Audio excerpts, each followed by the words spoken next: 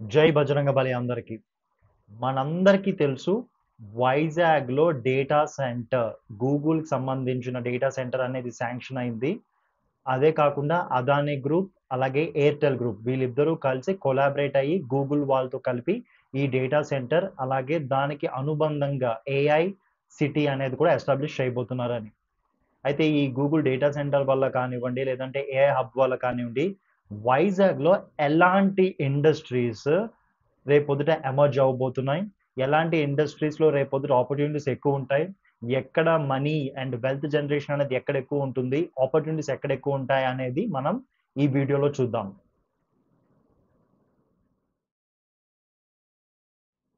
మొదటిది energy industry. మనందరికీ energy అనేది చాలా చాలా ముఖ్యం. ఏ ఫ్యాక్టరీ నడవాలన్నా, ఏ ఇండస్ట్రీ నడవాలన్నా, లేదా హోమ్ అప్లయెన్సెస్ నడవాలన్నా, ఏం నడవాలన్నా ఖచ్చితంగా ఎనర్జీ, పవర్ డిస్ట్రిబ్యూషన్ అనేది చాలా చాలా ఇంపార్టెంట్. అయితే గూగుల్ డేటా సెంటర్ ఏదైతే వస్తుందో, వాళ్ళ ప్రాస్పెక్టస్ ప్రకారం వాళ్ళు గ్రీన్ ఎనర్జీనే యూజ్ చేయాలనేది వాళ్ళకొక రూల్. గ్రీన్ ఎనర్జీ అంటే ఏంటి? రెన్యూబుల్ ఎనర్జీ సోర్సెస్ నుంచి. అంటే సోలార్ కానివ్వండి, విండ్ కానివ్వండి, టైడల్ కానివ్వండి, హైడ్రో పవర్ కానివ్వండి. వీటిని మనం రెన్యూబుల్ ఎనర్జీ సోర్సెస్ అంటాం. వీటి నుంచి వచ్చే ఎనర్జీనే ఈ డేటా సెంటర్స్‌కి కన్జ్యూమ్ చేయాలనేది వీళ్ళ యొక్క మెయిన్ మోటో అన్నమాట. కానీ మనకి డేటా సెంటర్ అంటే చాలా ఎనర్జీ కన్జంప్షన్ ఉంటుంది. అలాంత ఎనర్జీ కన్జంప్షన్ నాకు తెలిసి ఇప్పుడు వైజాగ్‌లో ఉన్న మొత్తం ఎనర్జీ డిమాండ్‌లో ఆల్మోస్ట్ ఒక 20% ఎనర్జీ అంతా కూడా మన డేటా సెంటర్ తీసుకునే అంత కేపబిలిటీ కావాలి. మరి అంత కేపబిలిటీ కావాలంటే ఎంత ఎనర్జీ అనేది మనం ప్రొడ్యూస్ చేయాలి? మరి అంత సప్లై ఎక్కడ ఉంటుంది అని అనుకుంటున్నారా? అయితే ఇదొక శుభవార్త. ఎందుకు?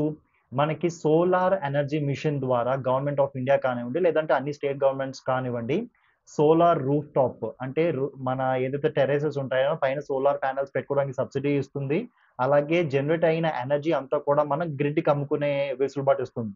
సో, ఇలాగా ఆల్మోస్ట్ వైజాగ్ చుట్టుపక్కల ఏరియాకి సంబంధించిన వరకు ఆల్మోస్ట్ విజయనగరం, అనకాపల్లి అండ్ కొంచెం శ్రీకాకుళంలో కొంచెం వరకు కూడా వీళ్ళందరూ కూడా సోలార్ రూఫ్ టాప్స్ పెట్టుకుని దీని ద్వారా ఎనర్జీ ప్రొడ్యూస్ చేసి ఆ ఎనర్జీని మనం ఈ గ్రిడ్‌కి అమ్ముకునే వెసులుబాటు ఉంటుంది. అండ్ దానికి తగ్గ డిమాండ్ కూడా మనకి ఈ డేటా సెంటర్ వల్ల రాబోతుంది.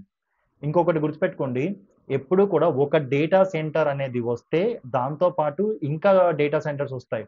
అది ఎందుకు అంటే ప్రతి దానికి కూడా మనకి ప్లేస్ డీ-రిస్కింగ్ అని ఒక కాన్సెప్ట్ ఉంటుంది. ప్లేస్ డీ-రిస్కింగ్ అంటే ఏంటంటే, ఫర్ సపోజ్ మీరు ఒక మారుమూల ప్రదేశం తీసుకోండి.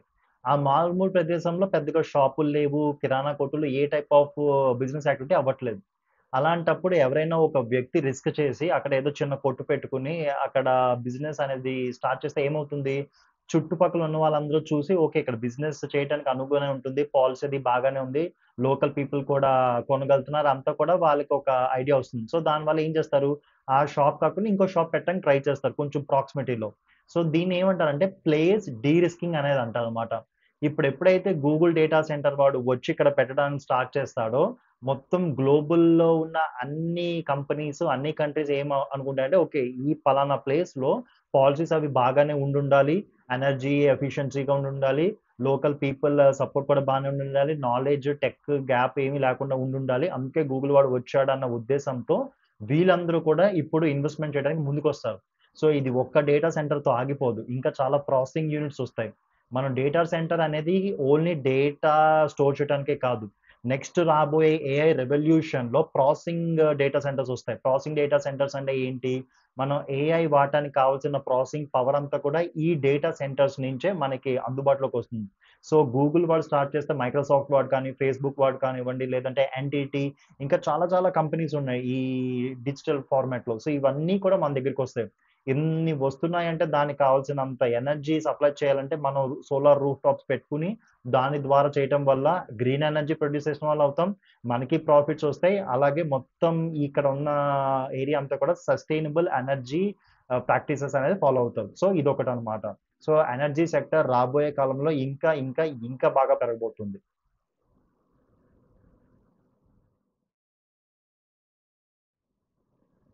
రెండో ఇండస్ట్రీ ఏంటంటే సాఫ్ట్‌వేర్ ఇండస్ట్రీ. సాఫ్ట్‌వేర్ ఇండస్ట్రీ ఇప్పుడు అంత సిట్యుయేషన్ అనేది బాగోలేదు. ఎందుకు? ఏఐ వల్ల మొత్తం అంతా ఆటోమేట్ అవ్వటం, దానివల్ల జాబ్ ఆపర్చునిటీస్ తగ్గిపోవటం, చాలా మందిని తీసేయటం వల్ల సాఫ్ట్‌వేర్ ఇండస్ట్రీ అనేది అంత బాగా ఉండలేదు. అయితే ఇక్కడ ఎప్పుడైతే డేటా సెంటర్ అనేది వస్తుందో, సాఫ్ట్‌వేర్ కంపెనీస్ కానివ్వండి, ఏఐ కంపెనీస్ కానివ్వండి, బ్లాక్ చైన్ కంపెనీస్ కావండి, అలాగే స్పేస్ టెక్నాలజీకి సంబంధించిన కంపెనీస్ ఏమైనా కూడా ఇక్కడికొస్తాయి. అదెందుకు అంటే, ఇప్పుడు ఫర్ సపోజ్ డేటా సెంటర్ అనేది ఏంటంటే, డేటా అంతా ప్రాసెస్ చేయటానికి, డేటా స్టోరేజ్ చేయటానికి, డేటా రిట్రీవల్‌కి వాటన్నిటికి కూడా ఒక ప్లేస్ అన్నమాట. లేటెన్సీ అనే ఒక కాన్సెప్ట్ ఉంటుంది సాఫ్ట్‌వేర్‌లో. లేటెన్సీ అంటే ఏంటంటే, ఫర్ సపోజ్ మనం ఒక మెసేజ్ పంపించామంటే వాట్సాప్‌లో, నెక్స్ట్ పర్సన్‌కి ఆ మెసేజ్ ఎంత సేపట్లో వచ్చిందనేది ఒక టైమ్ ఫ్రేమ్ తీసుకుంటే దాన్ని లేటెన్సీ అనొచ్చు. ఓకే. సో, లేటెన్సీ అనేది ఎప్పుడు కూడా మిల్లీ సెకండ్స్‌లో కాలిక్యులేట్ చేస్తారు. మనం ఎప్పుడైనా యూట్యూబ్ వీడియో చూసినప్పుడు ఏమవుతుంది? మనం కానీ చాలా స్లో అయితే మన ఆ యూట్యూబ్ వీడియో మొత్తం తీసేస్తాం. మనం దాన్ని చూడటానికి కూడా ఇష్టపడం. సో, లేటెన్సీ అనేది ఎక్కువ ఉండటం వల్ల ఏమవుతుంది? బఫర్ రావటం కానీ, స్లోగా వీడియోస్ లోడ్ అవ్వటం కానీ, లేదంటే ఫైల్స్ స్లోగా లోడ్ అవ్వటం కానీ, లేదంటే కొన్ని కొన్ని ఫినాన్షియల్ ట్రాన్సాక్షన్స్ స్లోగా మనం ఆహ్, ఏఐ ఏజెంట్స్ ద్వారా దానికి పుట్ అండ్ గెట్ రిక్వెస్ట్ ఉంటాయన్నమాట. అంటే మన ట్రేడింగ్ చేయటానికి ఆటోమేషన్స్‌లో వాటిలో స్లోగా అవ్వటం. సో, ఇలా డిఫరెంట్ డిఫరెంట్ ప్రాబ్లమ్స్ ఉంటాయి. సో, లేటెన్సీ అనేది ఫాస్ట్‌గా ఉండాలి అంటే జనరల్‌గా అన్ని కంపెనీసు చిన్న స్టార్టప్స్ కానివ్వండి, మీడియం కంపెనీస్ కానివ్వండి, పెద్ద పెద్ద బిగ్ కార్పొరేషన్స్ కానివ్వండి ఏం చేస్తాయి? ఈ దగ్గరగా డేటా సెంటర్‌కి దగ్గరలో ఉన్న ప్రాక్సిమిటీ ఏరియాస్‌లోనే వాళ్ళు ఎస్టాబ్లిష్ చేసుకుంటారు. మెయిన్ ఆఫీసెస్ కానివ్వండి, ప్రాసెసింగ్ ఆఫీసెస్ కానివ్వండి. సో దట్ వాళ్ళకి స్పీడ్‌గా ట్రాన్సాక్షన్స్ అవి జరగటానికి, లేదంటే స్పీడ్‌గా ప్రాసెస్ అది అవ్వటానికి చాలా బెనిఫిషియల్‌గా ఉంటుందండి. సో, ఈ డేటా సెంటర్ అనేది రావటం వల్ల ఏమవుతుందంటే, ఇంకా డేటా సెంటర్స్ ఎకోసిస్టమ్ పెరుగుతుంది కాబట్టి, ఖచ్చితంగా చిన్న, పెద్ద, మధ్యస్థాయి అన్ని కంపెనీస్ కూడా ఇక్కడికి వచ్చి, ఇక్కడే వాళ్ళ ఆఫీసెస్ ఎస్టాబ్లిష్ చేద్దామని అనుకుంటారు. సో, దీనివల్ల ఏమవుతుంది, సాఫ్ట్‌వేర్ జాబ్స్ ఏదైతే ఉంటాయో, అది ఇంకా పెరిగే ఛాన్సెస్ ఉంటాయి. ఆఫ్‌కోర్స్ మనకు ఒకప్పుడంత డిమాండ్ లేకపోయినప్పటికీ, చాలా మందికి జాబ్ ఆపర్చునిటీస్ వచ్చే ఛాన్సెస్ అయితే చాలా ఎక్కువ పెరుగుతుంది. ఈ యొక్క దీనివల్ల.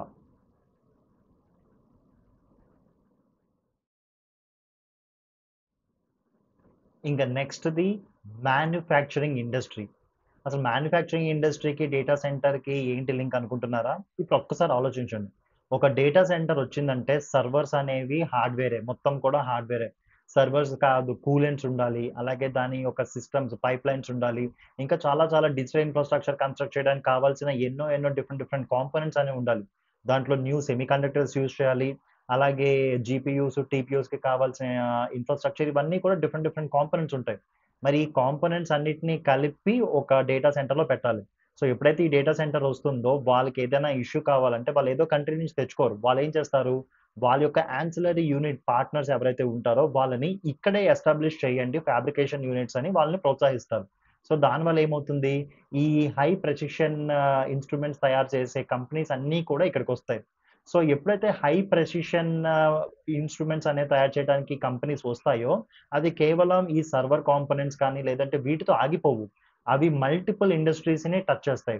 సో, మనకి ఇంకా డిఫరెంట్ ఎనర్జీ సెక్టార్‌లో కానివ్వండి, డిఫరెంట్ డిఫరెంట్ అదర్ సెక్టార్స్‌లో కానివ్వండి, మైక్రో చిప్స్‌లో కానివ్వండి, ఇంకా ఇంకా a different types of deep టెక్నాలజీలో కావాల్సిన కాంపోనెంట్స్ అన్నీ కూడా ఈ ప్రెసిషన్ ఇన్‌స్ట్రుమెంట్స్ తయారు చేసే వాళ్ళు ఎవరైతే ఇండస్ట్రీస్ వస్తారో వాళ్ళు దాంట్లో కూడా వాళ్ళు దూరుతారు. సో, దీనివల్ల ఏమవుతుందంటే మొత్తం ఎకోసిస్టమ్ ఒక కాంప్లిక్ ఆహ్, కా కాంప్లెక్స్ ఎకోసిస్టమ్ అనేది క్రియేట్ అవుతుంది. చాలా చాలా దీనివల్ల బెనిఫిషియర్స్ అనేది లాంగ్ టర్మ్‌లో ఉంటాయి. మేబీ 30, 40 ఇయర్స్ టైమ్‌లో India will be the number 1 in fabrication of semiconductors, normal chips, CPUs, TPUs. మనం ఇప్పుడు టీఎస్ఎంసీ ఇదేదైతే చూస్తున్నామో మేబీ మన ఇండియా నుంచే ఒక పెద్ద కంపెనీ రావచ్చు. మన ఇండియా నుంచే రేపొద్దున సెమీకండక్టర్స్‌లో మంచి మంచి ఇది అంటే లిథోగ్రఫీ మెషిన్స్ తయారు చేయగలిగే కంపెనీస్ రావచ్చు. So, different types of possibilities అనేవి ఉంటాయన్నమాట. ఈ ప్రెసిషన్ ఇండస్ట్రీస్ అనేది ఎప్పుడైతే మ్యానుఫ్యాక్చరింగ్ సెక్టార్‌లో వస్తుందో. అదొక్కటే కాదు. మనకి సోలార్ ఎనర్జీ, అలాగే విండ్ ఎనర్జీ ఇవన్నీ కూడా ఈ ఏఐ యూజ్ చేసి ఆ కాంపోనెంట్స్ ఏవైతే ఉంటాయో, ఆ కాంపోనెంట్స్‌ని ఇంకా ఆప్టిమైజ్ చేయగలిగే టెక్నాలజీ, దాని ఎక్స్‌పర్టీస్, దాని ఎక్స్‌పర్ట్స్ వీళ్ళందరూ కూడా ఇక్కడికొస్తారు. సో, ఈ చాలా మ్యానుఫ్యాక్చరింగ్ ఇండస్ట్రీ అనేది చాలా అంటే చాలా మారబోతుంది.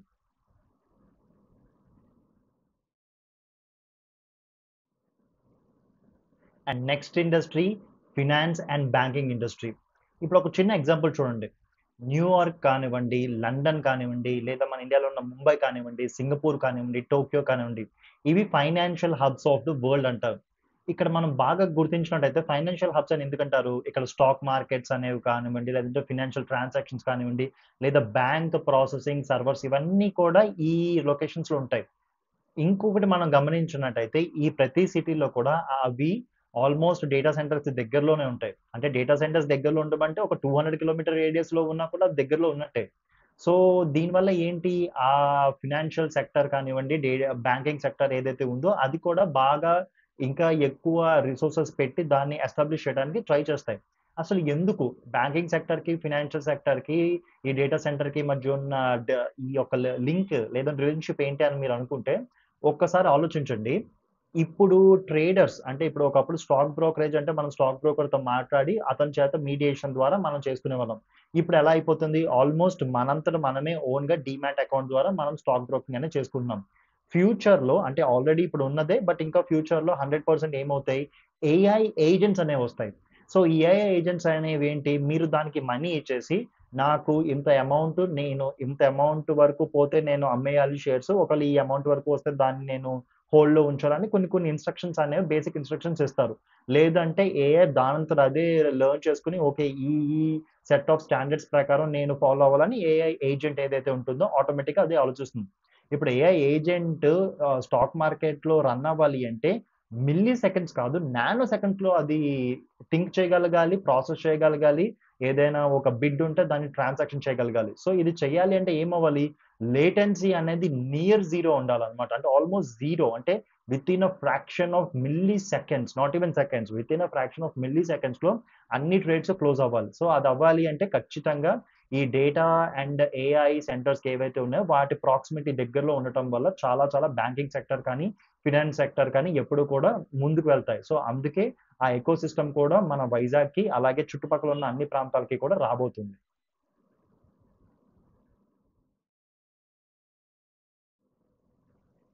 మరి ఇంకో ఇండస్ట్రీ అగ్రికల్చర్ ఇండస్ట్రీ. అవును. అగ్రికల్చర్ ఇండస్ట్రీ కూడా దానికి సంబంధించిన కంపెనీస్ లేదా కార్పొరేట్స్ లేదా ఎంఎన్‌సీస్ లేదంటే ఆ ఎకోసిస్టమ్ కూడా డెవలప్ అవ్వబోతుంది. అయితే మీరు అనుకోవచ్చు, టెక్నాలజీకి, అగ్రికల్చర్‌కి ఉన్న లింక్ ఏంటని. ఇప్పుడు అగ్రికల్చర్ ఉన్న ప్రతి ఒక్కరికి తెలుసు ఏఐ కానివ్వండి, ఐఓటీ రెవల్యూషన్ కానివ్వండి, డ్రోన్ టెక్నాలజీ కానివ్వండి, లేదంటే ఆటోమేటెడ్ సిస్టమ్స్ కానివ్వండి, లేదంటే ప్రెసిషన్ ఫార్మింగ్ కానివ్వండి, ఇలా కొత్త కొత్త టెక్నాలజీస్ అన్నీ కూడా మనకి అగ్రికల్చర్ ఇండస్ట్రీలో వస్తున్నాయి. సో, ఇవన్నీ టెక్నాలజీస్ వర్క్ అవ్వాలంటే మనందరికీ తెలుసు ఖచ్చితంగా డేటా స్టోరేజ్ కావాలి, డేటా రిట్రీవల్ కావాలి, అలాగే ఐఓటీ డివైసెస్ ప్రాసెసింగ్ స్పీడ్ కావాలి, అలాగే ఏఐ ఎనేబుల్డ్ ఎకోసిస్టమ్ అనేది డెవలప్ అవ్వాలి. సో, ఇవన్నీ అవ్వాలి అంటే అది కూడా మళ్ళీ దానికి సంబంధించిన కంపెనీస్ లేదంటే దాని యొక్క సంబంధించిన సర్విస్ ప్రొవైడర్స్ ఎవరైతే ఉంటారో వాళ్ళు కూడా ఖచ్చితంగా ఈ యొక్క డేటా ప్రాసెసింగ్ సెంటర్స్‌కి దగ్గరలో ఉండటం వల్ల వాళ్ళకి కూడా లేటెన్సీ తగ్గుతుంది. అది అంతే కాదు ప్రాసెసింగ్ అనేది కాస్ట్ కూడా తగ్గుతుందన్నమాట. సో, అగ్రికల్చర్ ఇండస్ట్రీ రేపొద్దుట మనం చూడబోయే ఇండస్ట్రీస్‌లో one of the top most industries కాబోతుంది. మీరు ఎక్కడ చూసినా అంతా ప్రెసిషన్ ఫార్మింగ్, ఆటోమేటెడ్ ఫార్మింగే జరగబోతుంది. జస్ట్ ఊహించండి ఆటోమేటిక్‌గా ట్రాక్టర్సే మొత్తం అంతా దున్నుకుంటూ వెళ్ళిపోతాయి. ఎక్కడికి అక్కడ ఏదైనా పెస్టిసైడ్స్ ఏవైనా కావాలి అంటే డ్రోన్సే మొత్తం అంతా సర్వేలియన్స్ చేసి దానికి ఏం కావాలో ప్రిసైజ్‌గా ఆ మెడిసిన్ అనేది లేదంటే యొక్క పెస్టిసైడ్, ఫంగిసైడ్ అనేది దాన్ని నివారించడానికి ఇంకేమైనా చేయటానికి ఆటోమేటిక్‌గా రోబోట్స్ అనేవి చేస్తాయన్నమాట. సో, శాటిలైట్ టెక్నాలజీ యూజ్ చేసి, జియో ఇన్ఫర్మేషన్ సిస్టమ్స్ యూజ్ చేసి, ఇలా different different types of technologies అన్నీ యూజ్ చేసి, అగ్రికల్చర్ అనేది రేపొద్దున చాలా పెద్ద ఇండస్ట్రీగా తయారైపోతుంది. అండ్ ఫార్చునేట్‌లీ మన ఉత్తరాంధ్ర, అలాగే ఒరిస్సా కానివ్వండి, ఛత్తీస్‌గఢ్ ఈ ఏరియా అంతా జోన్ ఏదైతే ఉందో, అది అగ్రి ఇండస్ట్రీకి one of the top most hub కాబోతుంది.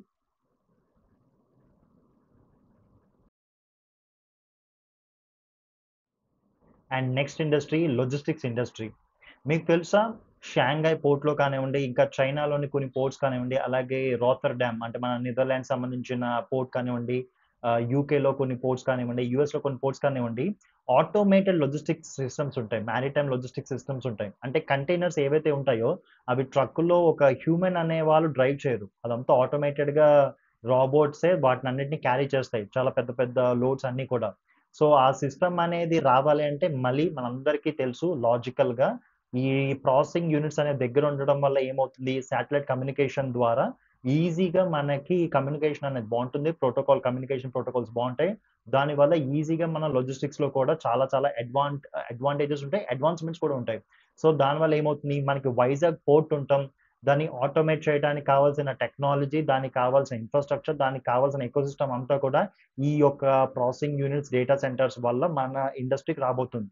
ఖచ్చితంగా బిజినెస్ పీపుల్ ఎవరైతే ఉన్నారో వాళ్ళు ఏం చేస్తారంటే, ఇప్పుడు పోర్ట్ దగ్గరలో ఉంది కాబట్టి దీంట్లో ఇన్‌ఎఫిషియన్సీస్ ఉంటాయి. ఖచ్చితంగా ఇన్‌ఎఫిషియన్సీస్ ఉంటాయి కాబట్టి వీటిని మనం తగ్గించడానికి కావాల్సిన కేపబిలిటీస్, ఇన్‌ఫ్రాస్ట్రక్చర్ గురించి చూస్తారు.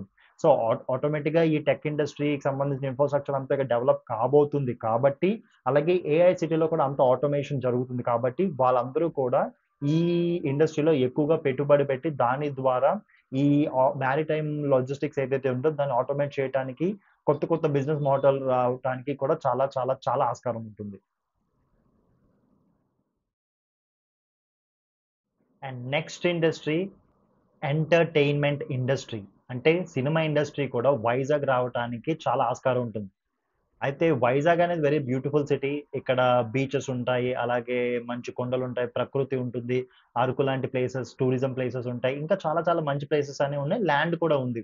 అయితే సినిమా ఇండస్ట్రీ వాళ్ళు రావడానికి దీంతో పాటు ఇప్పుడు రాబోతున్న టెక్నాలజీ కూడా చాలా ముఖ్య పాత్ర పోషిస్తుంది. అది ఎలాగో చెప్తాను.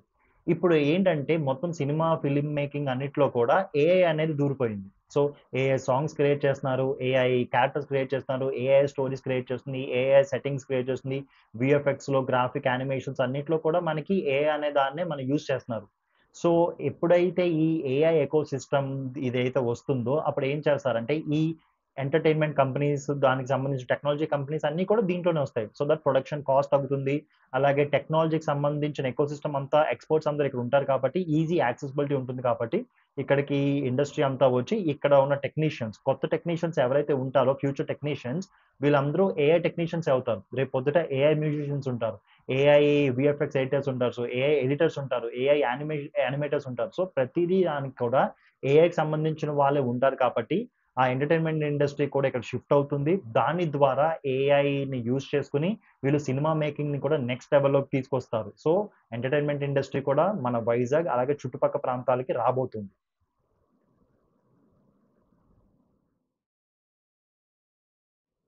అండ్ ఇంకో ఇండస్ట్రీ గేమింగ్ ఇండస్ట్రీ.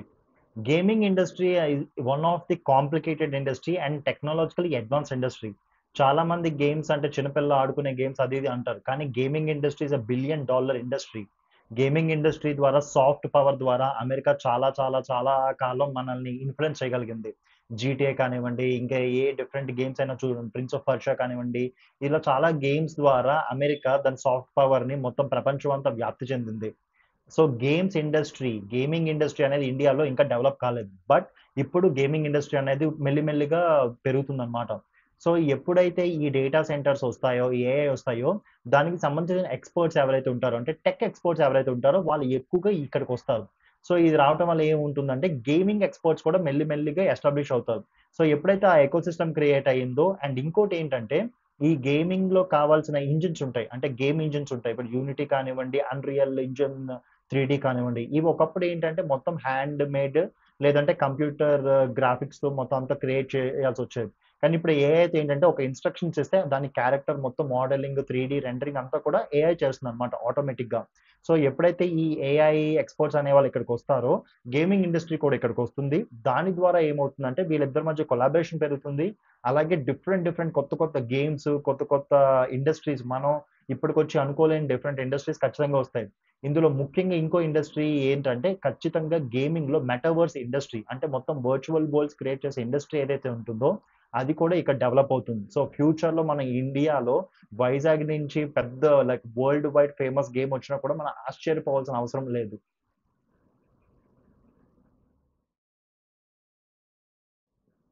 అండ్ ఇంకో ఇండస్ట్రీ ఆటోమేటెడ్ కార్స్. మనకి టెస్లా ఆల్రెడీ ఆటోమేటెడ్ కార్స్ తీసుకొచ్చి మొత్తం అంతా ఆటోమేషన్ అనేది తీసుకొచ్చింది. Right?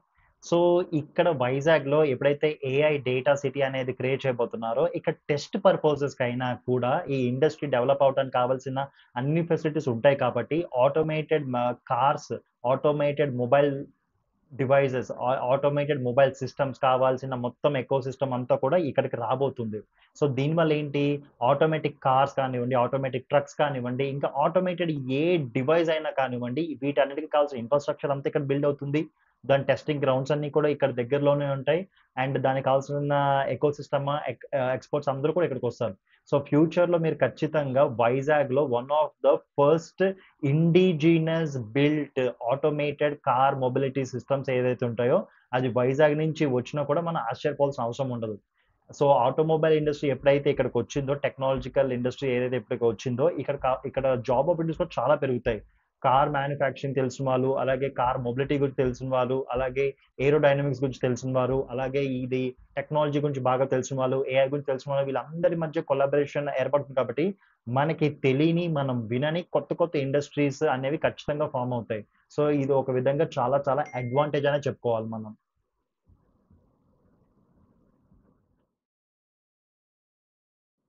And last but not least most important industry ఇక్కడికి రాబోతుంది డిఫెన్స్ ఇండస్ట్రీ. డిఫెన్స్ ఇండస్ట్రీలో ఇప్పుడు మనందరికీ తెలుసు ఆటోమేటిక్ గైడెడ్ సిస్టమ్స్ కానివ్వండి, లేదంటే ఆటోమేటిక్ ప్రొటెక్షన్ సిస్టమ్స్ కానివ్వండి, డిఫెన్స్ ఎకోసిస్టమ్ ఈ S-400 లాంటి ఎకోసిస్టమ్స్ ఏది కావాలన్నా కూడా ఇప్పుడంతా కూడా ఏఐ ఇంటిగ్రేటెడే. సో మిజైల్స్‌లో కానివ్వండి, సబ్‌మెరైన్స్‌లో కానివ్వండి, ఎయిర్‌క్రాఫ్ట్‌లో కానివ్వండి, ట్యాంక్స్ కానివ్వండి, ఏదైనా కూడా ఏఐ ఎకోసిస్టమ్ అనేది చాలా చాలా ఇంటిగ్రేట్ అవుతుంది. మరి దానికి కావాల్సిన ఎక్స్‌పర్టీస్, ఎకోసిస్టమ్ అంతా కూడా మన వైజాగ్‌లో ఉండబోతుంది కాబట్టి చాలా small, medium and large scale defence startups కానీ, డిఫెన్స్ కార్పొరేషన్స్ కానీ, డిఫెన్స్ కంపెనీస్ ఏవైతే ఉంటాయో అవన్నీ కూడా ఇక్కడ ఆఫీస్ సెటప్ చేస్తాయి. దీంట్లోనే ఇక్కడ మ్యానుఫ్యాక్చర్ చేసే అవకాశాలు కూడా ఉంటాయి. అంటే ఎప్పుడైతే వైజాగ్ వస్తుందో, వైజాగ్ చుట్టుపక్కల ఉన్న 500 కిలోమీటర్స్ రేడియస్‌లో అన్ని ఇండస్ట్రీస్ అంటే అన్ని ఏరియాస్ కూడా ఖచ్చితంగా ఈ యొక్క ఆపర్చునిటీ అనేది అందుకుంటాయి. దాని ద్వారా మనకి చాలా అడ్వాన్స్‌మెంట్స్ అనేవి వస్తాయన్నమాట. సో చూసారు కదండీ! ఈ 10 ఇండస్ట్రీసే కాదు, ఇంకా మనం వినని, ఇప్పటికొచ్చి తెలియని కొత్త కొత్త ఇండస్ట్రీస్ అన్నీ కూడా మనకిక్కడ ఫార్మ్ అవ్వబోతున్నాయి. సో ఫ్యూచర్‌లో వైజాగ్ అనేది one of the top most cities కాబోతుంది. వైజాగ్‌తో ఓన్లీ ఇండియాకే కాదు, సౌత్ ఈస్ట్ ఏషియన్ కంట్రీస్‌కి డిజిటల్ ఇన్‌ఫ్రాస్ట్రక్చర్ కూడా పెద్ద పెద్ద కంపెనీస్ ప్రొవైడ్ చేయగలిగిన ఎకోసిస్టమ్ అంతా ఇక్కడ క్రియేట్ అవుతుంది. సో ఈ ఆపర్చునిటీ మనందరం యూజ్ చేసుకుందాం. ఇండియన్స్‌గా మనందరం కూడా కలిపి ఈ ఆపర్చునిటీ యూజ్ చేసుకుందాం. ఫ్యూచర్‌లో మన ఇండియా సూపర్ పవర్ అవ్వటానికి ఇది ఇంకొక మైల్‌స్టోన్ కింద మనం భావిస్తూ అందరికీ జై బజరంగబలి.